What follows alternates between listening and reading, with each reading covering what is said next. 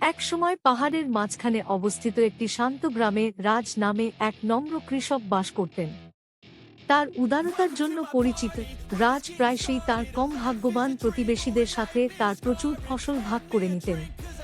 একদিন একটি রহস্যময় অপরিচিত ব্যক্তি গ্রামে এসেছিলেন, দাবি করেছিলেন যে একটি জাদুকরী পাথর রয়েছে যা যে কোনো ইচ্ছা পূরণ করতে পারে।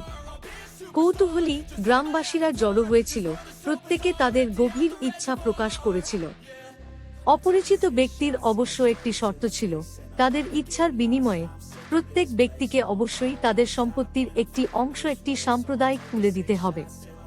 শুভেচ্ছা জানানোর সাথে সাথে উত্তেজনা বাতাসে ভরে উঠল এবং সবার কাছ থেকে অফার নিয়ে সাম্প্রদায়িক কুল বেড়ে উঠল। রাজ, তিনি ছিলেন উদার আত্মা, পরিমিত জীবনযাপন সত্ত্বেও তার ফসলের একটি উল্লেখযোগ্য অংশ ভাগ করে নিয়েছিলেন। দিন কেটে গেল এবং অপরিচিত ব্যক্তিটি কোনো চিহ্ন ছাড়াই অদৃশ্য হয়ে গেল। সকলের হতাশার জন্য তাদের ইচ্ছা অপূর্ণ থেকে যায় এবং সাম্প্রদায়িক কুলটি কখনই ফিরে আসেনি। খুব বাড়তে বাড়তে একসময়ের ঘনিষ্ঠ গ্রাম ভেঙে পড়তে শুরু করে। অশান্তির মধ্যেও রাজ দৃঢ় হয়ে দাঁড়াল।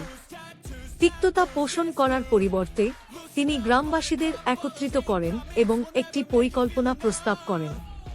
তারা সাম্প্রদায়িক পুলে অবশিষ্ট সম্পদ ব্যবহার করবে, যাদের সবচেয়ে বেশি প্রয়োজন তাদের সাহায্য করবে। একতা ও মমতার চেতনা বিরাজ করায় ধীরে ধীরে গ্রামটি সুস্থ হতে শুরু করে। সময়ের সাথে সাথে গ্রামবাসীরা বুঝতে পেরেছিল যে সত্যিকারের জাদুটি একটি রহস্যময় পাথরে নয়, বরং তাদের সম্প্রদায়ের শক্তিতে রয়েছে। রাজের নিঃস্বার্থ ক্রিয়াকলাপ তাদের শিখিয়েছিল যে ভাগ করে নেওয়া, যত্ন নেওয়া এবং একসাথে দাঁড়ানো যে কোনো প্রতিকূলতা কাটিয়ে উঠতে পারে।